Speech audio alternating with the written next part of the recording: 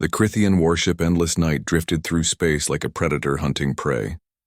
Commander Vexthor stood on the bridge, his 6 eyes watching the human colony ship ahead. The vessel was small and carried families moving to a new world.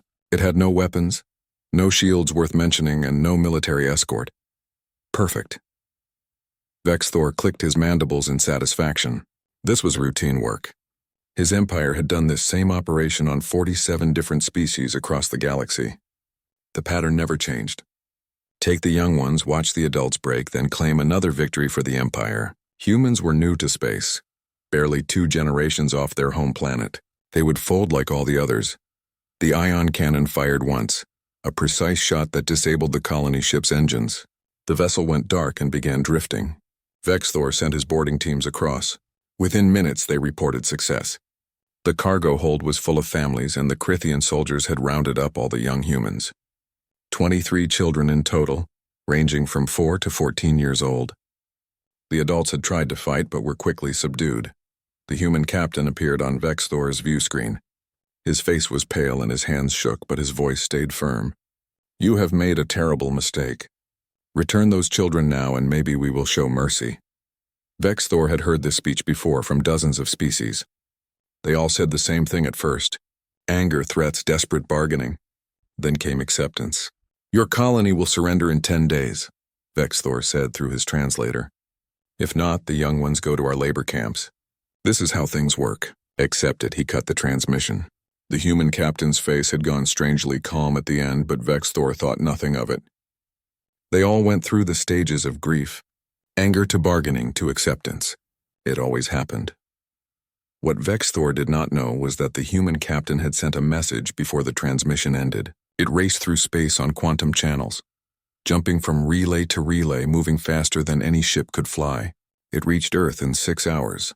Admiral Richard Cole sat in his office at Earth Defense Command when the message arrived. He was an old man, weathered by 50 years of military service. His hands shook slightly as he read the report. 23 names. 23 children who should have been safe on a civilian transport. The youngest was 4 years old. 4. Cole picked up his communication device. His voice was quiet but steady. "Get me the Secretary of Defense. Then recall every ship we have. I don't care where they are or what they're doing. Bring them all home." His assistant, Lieutenant Maya Price, hesitated. "Sir, the treaties with the Galactic Council say we cannot take military action outside our territory. If we send the fleet..." Cole looked at her with eyes that had seen war before. "Lieutenant, those treaties were written by people who never saw what humans do when someone takes our children. The Crithians are about to learn something new." The message spread through human space like wildfire.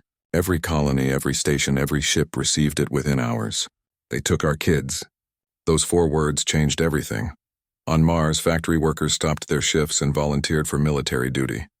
In the asteroid belt, mining crews began converting their equipment into weapons. On Europa, scientists put down their research and started designing new armor for warships. Across dozens of worlds, millions of humans had the same reaction. Someone had taken human children. That could not stand. Civilian ship captains called military headquarters offering their vessels. Retired soldiers showed up at recruitment centers demanding to be put back on active duty. A grandmother from the moon colonies who had flown fighter ships 60 years ago sent a message saying she was ready to fly again. The response was immediate and total. Humanity was going to war. Back on the Endless Night, Vexthor reviewed reports about human military strength. They had 53 warships, all smaller than Crithian vessels. Their weapons were primitive railguns instead of proper energy beams.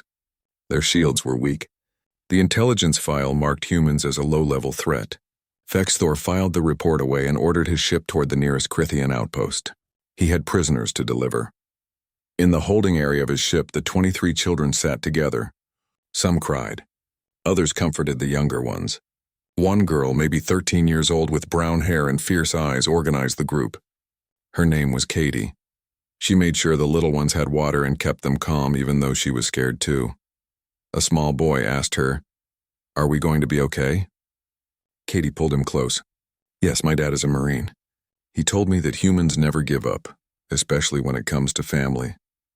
They're coming for us. I promise." She did not know if that was true, but she said it anyway. The younger children needed hope. Vexthor walked past the holding area and heard the children talking.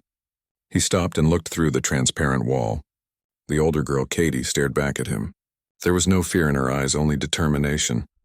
"What are you looking at, human?" Vexthor asked through the translator. "You," Katie said simply. "You made a big mistake today." Vexthor clicked his mandibles in what might have been laughter. "Your people cannot fight us. We have conquered 47 species. You will be number 48. Katie smiled then, and it was a strange smile for someone so young. "You don't understand. You took kids. Human kids. My dad's out there. All of our parents are. And they're not going to stop until we're home and you're gone." For just a moment, Vexthor felt something unfamiliar. A cold touch along his spine, a whisper of doubt. He dismissed it and walked away. She was just a child trying to be brave. Her people would surrender like all the others. On Earth, the emergency meeting of military command lasted 14 hours.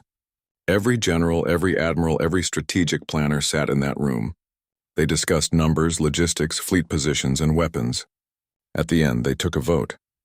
Operation Homecoming was approved with unlimited resources and unlimited authority. Humanity was going to get those children back no matter what it cost. Secretary Helen Grant addressed the assembled officers. "We're outgunned and outnumbered. The Crithians have better technology and more ships, but they made one critical error. They thought we were like the other species they've conquered. They thought taking our children would break us." She paused and looked around the room. "They were wrong. We're going to show them what happens when you threaten human children. We're going to make them regret this day for whatever remains of their empire. Are there any objections?" The room was silent. Then Admiral Cole stood. "Let's bring our kids home." Across human space, the war machine began to move. Ships gathered at rally points. Weapons were loaded. Marines prepared for combat. And every single human, from Earth to the furthest colony, shared the same thought. They took our children. Now they pay. The fleet gathered above Earth like a storm waiting to break. Ships of every size and type filled the orbital space, from massive carriers to small patrol craft. The military vessels formed the core, but civilian ships joined them too. Cargo haulers, mining ships, passenger transports, all retrofitted with whatever weapons their crews could mount.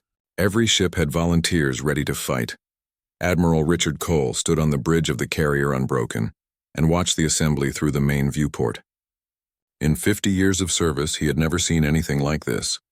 The fleet was huge, angry, and ready for blood. He pulled up the tactical display and counted ships. 237 vessels, with more arriving every hour. It was more than the entire human military had possessed just a week ago. General Marcus Webb appeared on the communication screen. He looked tired but determined. "Admiral, the War Council wants confirmation on the battle plan. The Crithians have 300 warships. Their technology is better than ours. Their shields are stronger. Their weapons have longer range. By every tactical measure, we should lose this fight." Cole nodded slowly. "By every tactical measure, they should never have taken our children. But they did. So now we show them what happens when tactics meet rage." Webb smiled grimly. "That's what I told the council. Operation Homecoming is approved. We launch in 6 hours." On the carrier Defiant Hope, Captain Nathan Cross watched his crew load the new weapons into the launch bays. The scientists had been working around the clock since the kidnapping, designing weapons specifically to kill Crithians. Fusion torpedoes that burned hot enough to melt through their armor, kinetic penetrators that moved too fast for their shields to stop, and the experimental device they called Warhammer, a weapon that could collapse shield generators through quantum interference. His second-in-command, Commander Lisa Torres, stood beside him. "Sir, we've received over 2,000 volunteer applications from civilians wanting to serve on this ship. We only have room for 300. Cross shook his head in wonder. "Take the ones with the most relevant experience. Pilots, engineers, gunners. If a 70-year-old grandmother can still fly a fighter, give her a cockpit." Torres laughed despite the tension. There actually is a 70-year-old grandmother who flew fighters during the colony wars. "She says she wants revenge." "Then give her the best fighter we have," Cross said firmly. "This is everyone's fight now." Across the solar system, the transformation continued. Mars factories that made air processors now stamped out missile components. Asteroid miners stripped their equipment and headed for military depots to get armed. The great orbital stations around Jupiter became weapons platforms, Their mass drivers aimed at the outer system. In case Crithian reinforcements arrived, Commander Jake Sullivan gathered his Marines aboard the assault ship Righteous Fury. 200 men and women in combat armor filled the briefing room. Some were veterans of border conflicts. Others had never seen combat before. All of them had volunteered the moment they heard about the children. Sullivan stood before them and spoke plainly. I won't lie to you. We're going up against an empire that's been conquering species for 300 years. They're good at what they do. They have better armor, better weapons, and more experience than us. A lot of you probably won't come home. He paused and looked at their faces. Young and old, scared and determined, but all of them ready. But they made one mistake. They took our kids, human kids, and that means we're not fighting for territory or resources or politics. We're fighting for something older and deeper than any of that. We're fighting for our children. The room erupted in shouts and cheers. Sullivan waited for quiet. We're going to board that Crithian flagship. We're going to find those kids. And we're going to make sure every Crithian in the galaxy knows what happens when you touch a human child. Now get to your positions. We launch in 5 hours. The diplomatic channels were busy too. Ambassador Patricia Green stood before the Galactic Council in their grand chamber on the neutral station. Representatives from 100 species watched her with expressions ranging from concern to contempt. The Vrelian council leader, an insect-like being with compound eyes, clicked his mandibles nervously. Ambassador Green, we understand your anger, but the Crithian Empire is a recognized government. This is a matter for diplomacy, not military action. We urge restraint. Green looked at him with cold eyes. When Crithian ships boarded our civilian vessel, was that diplomacy? When they took children as young as 4 years old, was that restraint? We followed your rules. We trusted your system, and for our trouble, they took our kids. She activated a hologram showing the faces of all 23 children. Sophie Turner, 6 years old, loves to draw. Kyle Bennett, 9 years old, won the science fair. Emma Clark, 4 years old, just learned to tie her shoes. The images rotated, each small face displayed for the council to see. You want us to be diplomatic? Green's voice cut through the chamber like ice. Fine, here's our diplomatic position. We're going to get our children back. After that, if the Crithian Empire still exists, we can talk. Until then, stay out of our way. She walked out without waiting for a response. Behind her, the council dissolved into arguments and accusations. Green did not care. Humanity was done asking permission. On the endless night, Commander Vexthor finally began to feel worry. His intelligence reports showed human ships massing near Earth. Not a few ships, all of them. His analysts said it was impossible. No species mobilized their entire military for 23 captives. It was not cost-effective. It was not logical. But the humans were doing it anyway. Vexthor called for reinforcements from the nearest Crithian fleet base. The response was dismissive. They're humans, Commander. New to space, primitive weapons, no real military tradition. If they're foolish enough to attack, destroy them and be done with it. Vexthor was not so sure anymore. He walked to the holding area again. The children still sat together, the older ones protecting the younger. Katie, the defiant girl, looked up at him with those steady eyes. You're scared now, aren't you? She asked. You're starting to understand. Vexthor's translator crackled.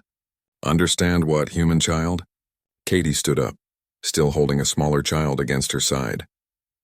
That you didn't take random prisoners. You took someone's daughter, someone's son, someone's little brother or sister, and those someones are coming for us, all of them. Vexthor wanted to argue, to assert his authority, to dismiss her words, but he looked at her face and saw absolute certainty. This child believed, truly believed, that her people would tear apart an empire to save her. It was insane. It was also, he was beginning to fear, exactly what was about to happen. The human fleet departed 6 hours later, exactly on schedule.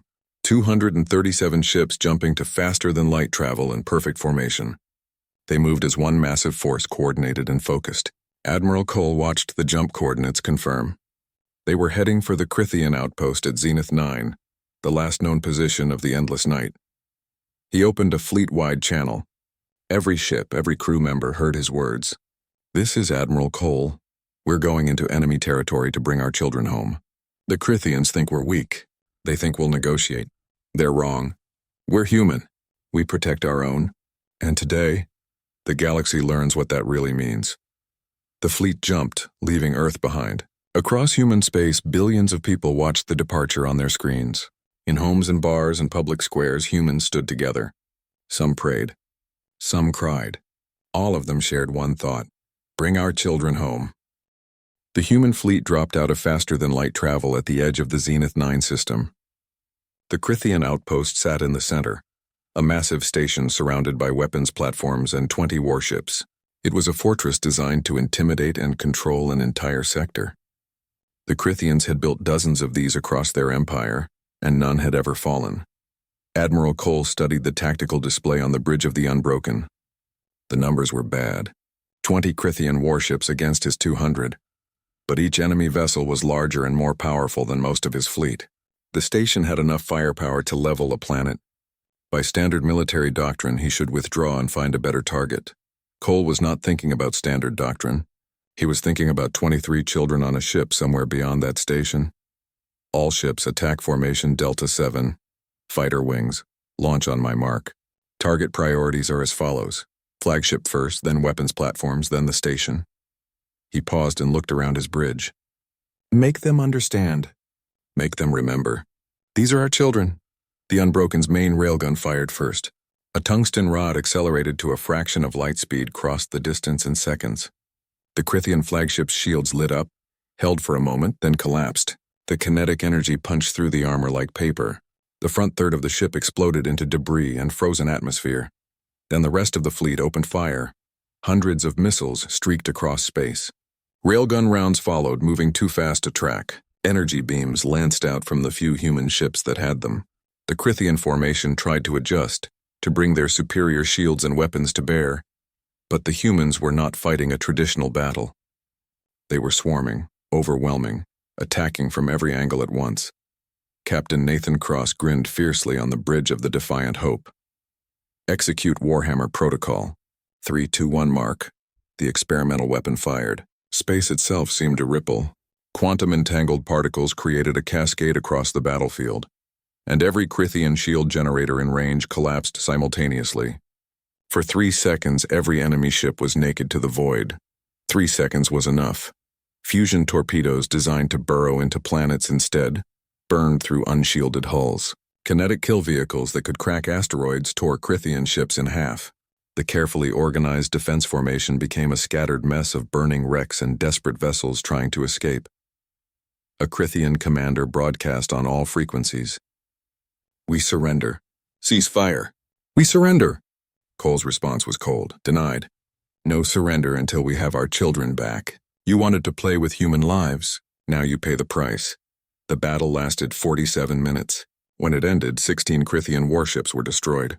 3 more were crippled and drifting. The last ship fled toward deeper Crithian space. The weapons platforms around Zenith 9 were silent, their power cores blown. The station itself was intact, but its defenses were gone. Human casualties were lighter than expected. 7 ships destroyed, 312 dead. Each loss hurt, but the fleet pressed forward. This was just the beginning. Commander Jake Sullivan led his Marines aboard the assault ship Righteous Fury toward the station. Their mission was simple: find the prisoner records and learn where the endless night was headed. The ship slammed into the station's docking collar, and shaped charges blew through the airlock. Sullivan was first through the breach, his rifle up and scanning.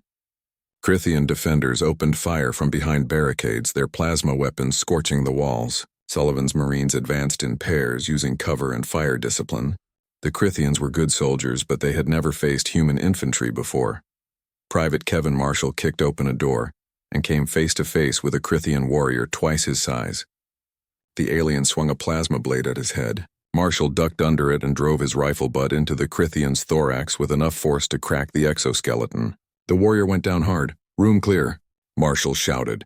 The Marines fought their way to the command center. Bodies littered the corridors, both human and Crithian. Sullivan felt each human loss like a knife to the chest, but he kept moving. The kids needed them.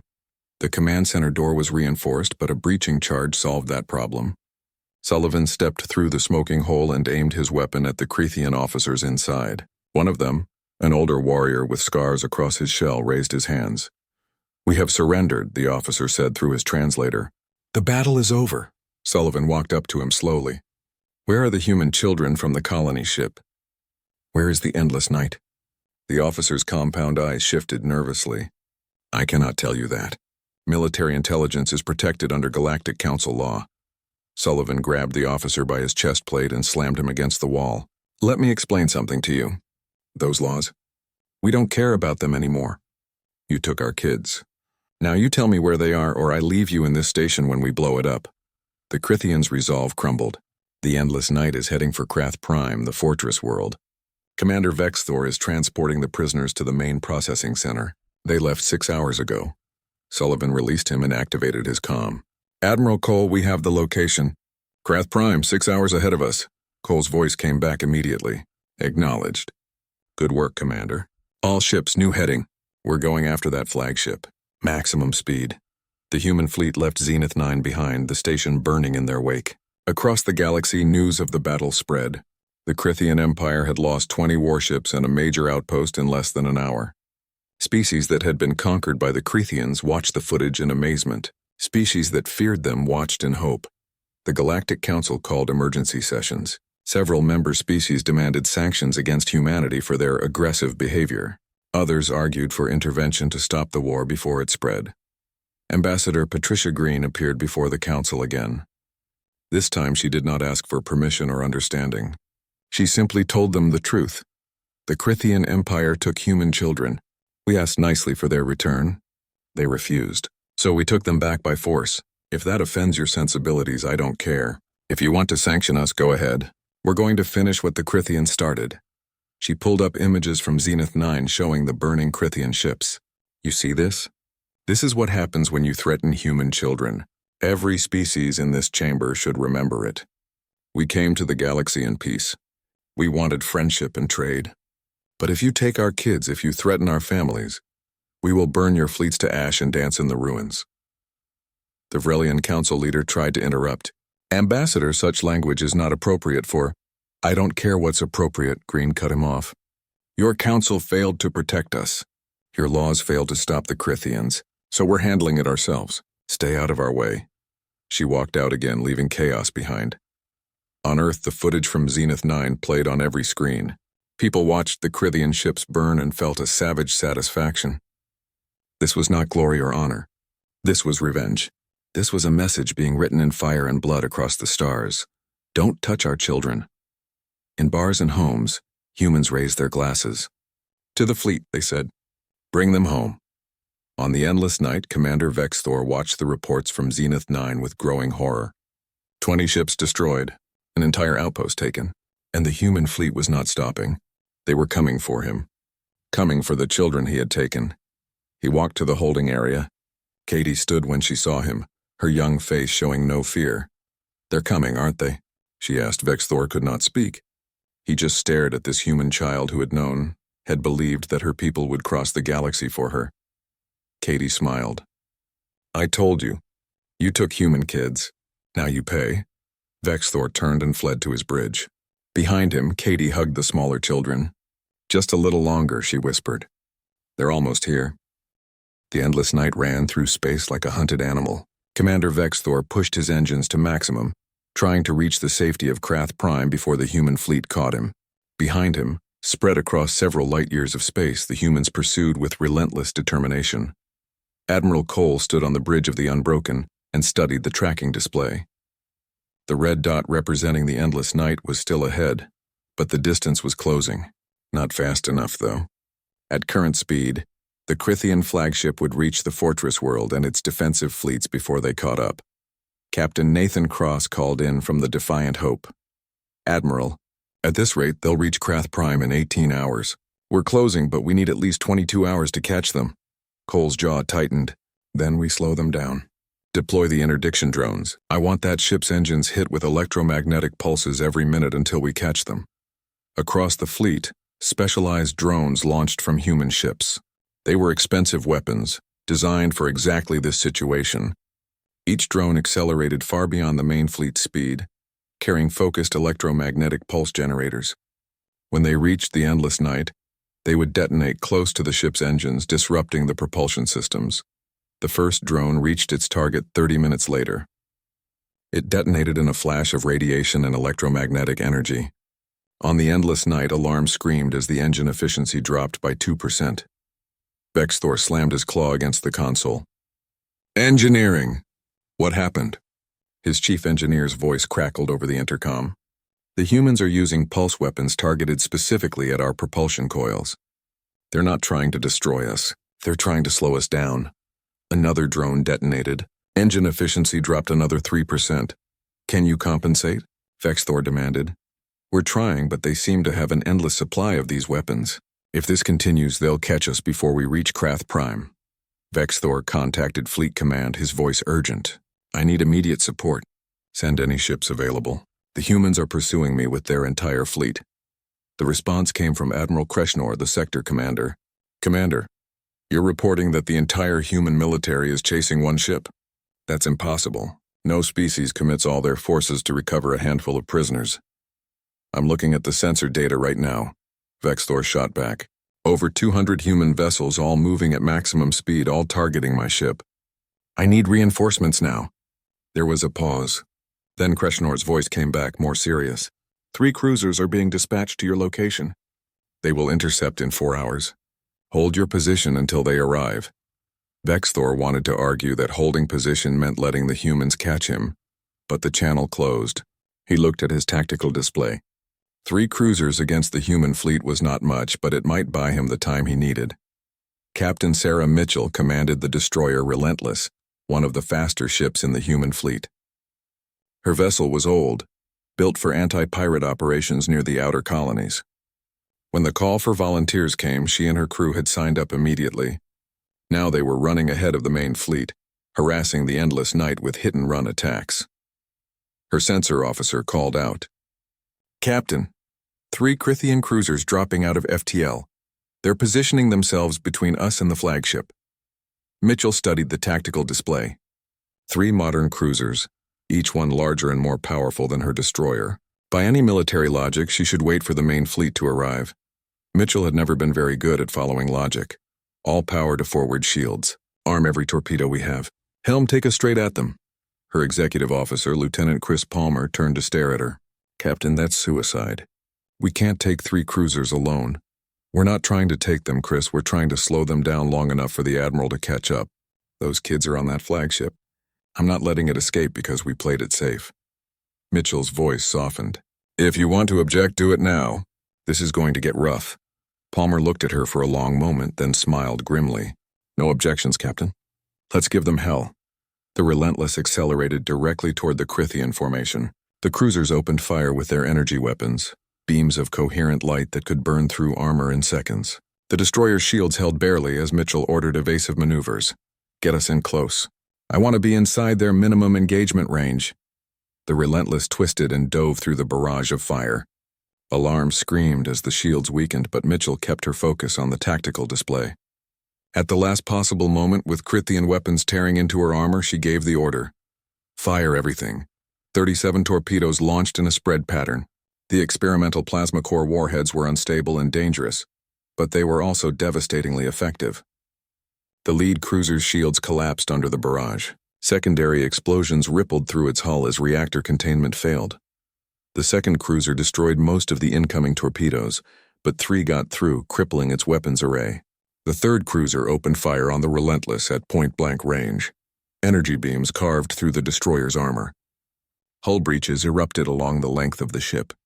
The bridge shook violently and Mitchell felt her command chair restraints cut into her shoulders. Captain, we've lost shields. Hull integrity at 30% and falling.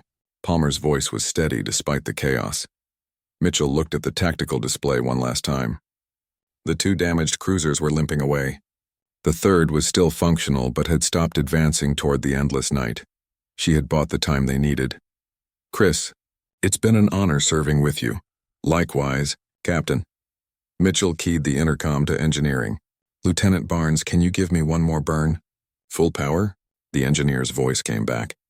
Captain, the engines are barely holding together. Full power will tear us apart, that's fine. I'm not planning on needing them for long. Ramming speed, Lieutenant. The Relentless surged forward one last time, its engines burning at 150% capacity. The Krithian cruiser tried to evade, but the destroyer was too close and moving too fast. The impact was catastrophic for both ships. The cruiser broke in half, its reactor containment failing in a flash of artificial starlight. The Relentless tumbled away, her forward section completely crushed, atmosphere venting from dozens of breaches. In the shattered bridge, Mitchell pulled herself from her chair. Blood floated in the zero gravity and the emergency lights cast everything in red. She activated her comm unit with shaking hands. "Admiral Cole, this is Captain Mitchell. Target destroyed. Flagship is still running. Pursue." Cole's voice came back rough with emotion. "Confirmed, Captain. Search and rescue is en route." "Hold on." Mitchell looked around at her surviving crew. They were all at their stations despite the damage, despite knowing they were dying. "Tell search and rescue to focus on the pursuit." "We'll be fine. Just get those kids back." The main human fleet passed the battle site 2 hours later, leaving search and rescue ships to recover survivors. The Relentless had bought them precious time. The distance to the endless night was closing. On the Crithian flagship, Vexthor watched his reinforcements die and felt true fear for the first time in his life. The humans were not stopping. They were not slowing down. They were coming with the inevitability of a tidal wave. He walked to the holding area again. Katie looked up at him with those steady eyes. "They're getting closer, aren't they?" she asked. Vexthor could only nod. Katie smiled. "Good. Because when they get here, you're going to understand something important. Humans always protect their children. Always. No matter what it costs." The Admiral opened a channel to Admiral Cole. His voice was hollow. "I wish to discuss terms of surrender." Cole's face appeared on the screen and Vexthor saw no mercy there. "Only cold determination. Return the children unharmed. Right now. If you do that, your crew might survive. If you don't, we'll take them back from your wreckage." Vexthor looked at the human admiral and finally understood. These were not conquerors. They were not even soldiers, not really. They were parents, and he had taken their children. "Prepare for boarding," Vexthor said quietly. "The juveniles will be returned." Behind him, Katie started crying. Not from fear, but from relief. They were coming. Her dad was coming. The boarding parties moved through the endless night with weapons raised and hearts pounding. Commander Jake Sullivan led the first team, his Marines following in tight formation. The Crithian crew had surrendered, but Sullivan was not taking chances. Not until he saw the children with his own eyes. The ship was quiet except for the sound of boots on metal deck plating. Crithian warriors lined the corridors with their hands raised, their weapons on the ground. They watched the humans pass with expressions that might have been fear or respect. Sullivan did not care which. "Holding area is 2 decks down," his tactical officer said. "No resistance reported on the route." Sullivan keyed his comm. "Medical teams, stay close.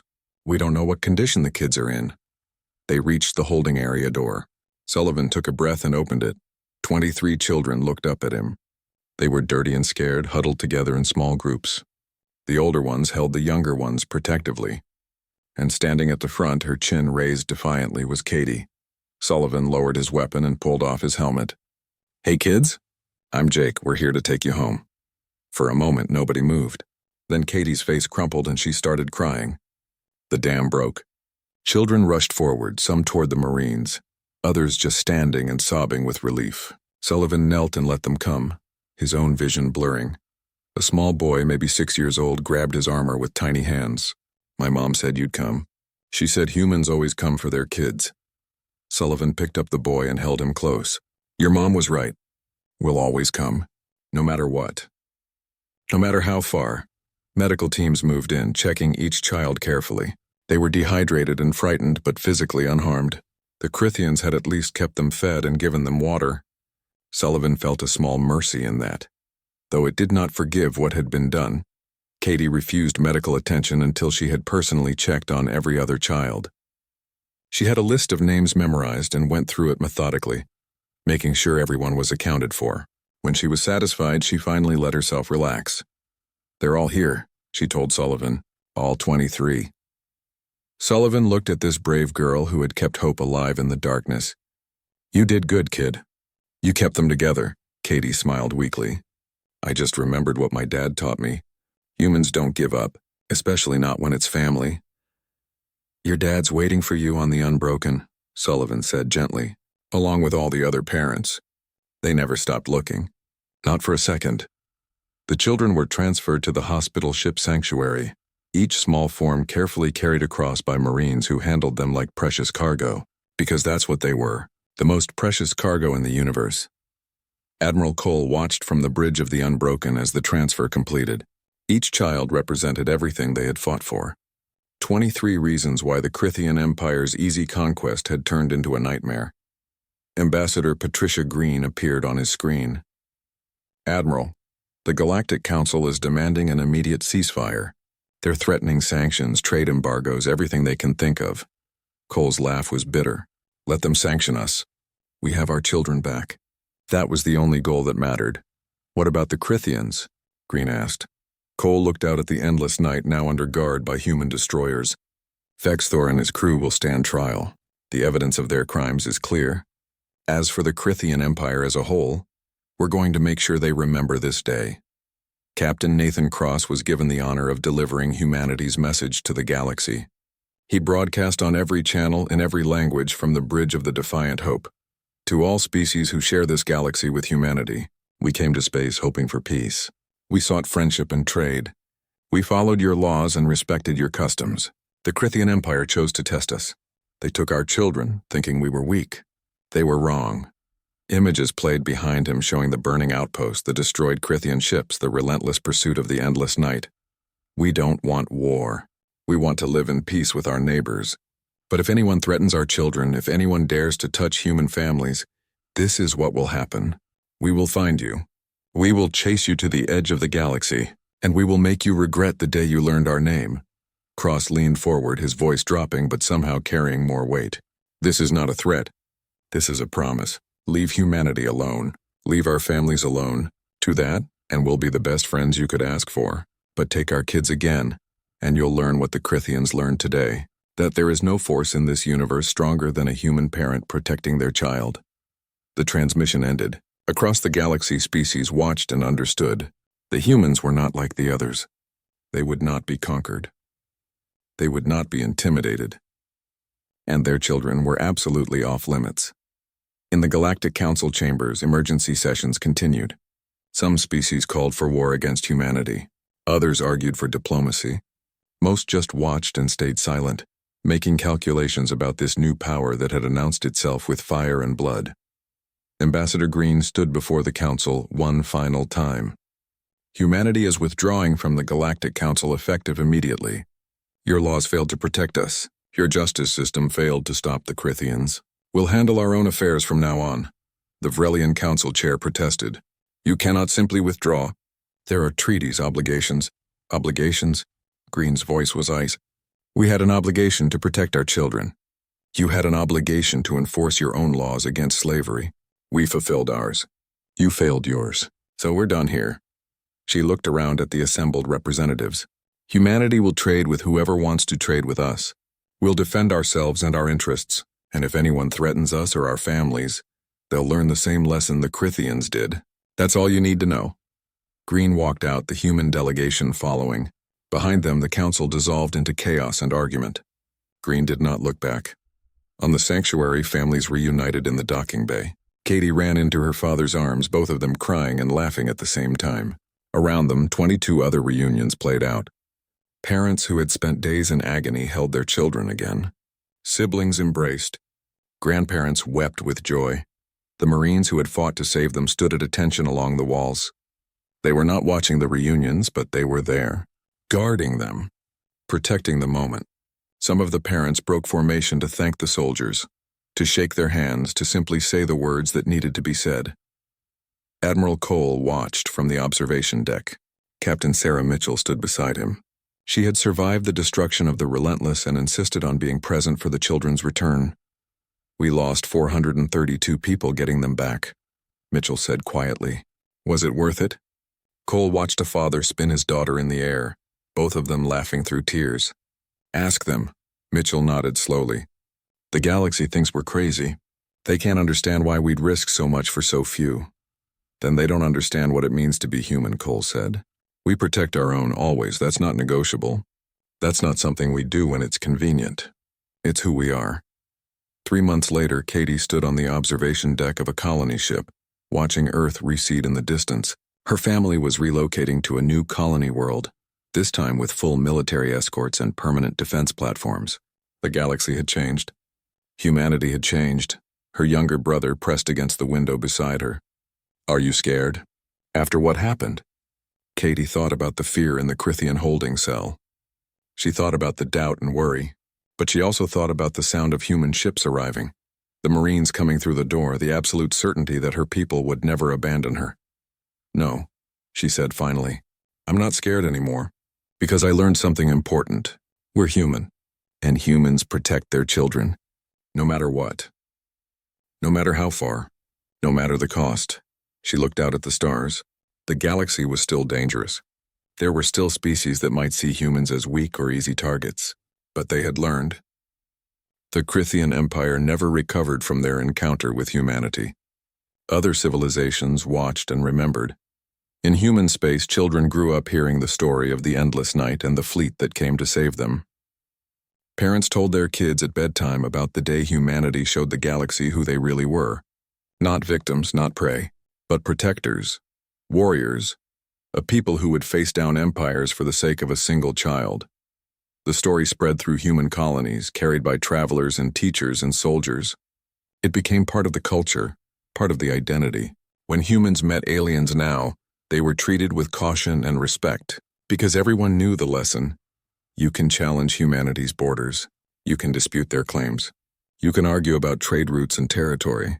But their children? Their families? That's where the line is drawn. That's where humanity will go to war without hesitation, without mercy, without stopping until their children are safe. Commander Vexthor stood in a human prison cell awaiting trial. He had time to think about his mistakes, time to understand what he had done. He had thought humans were like the other species his empire had conquered.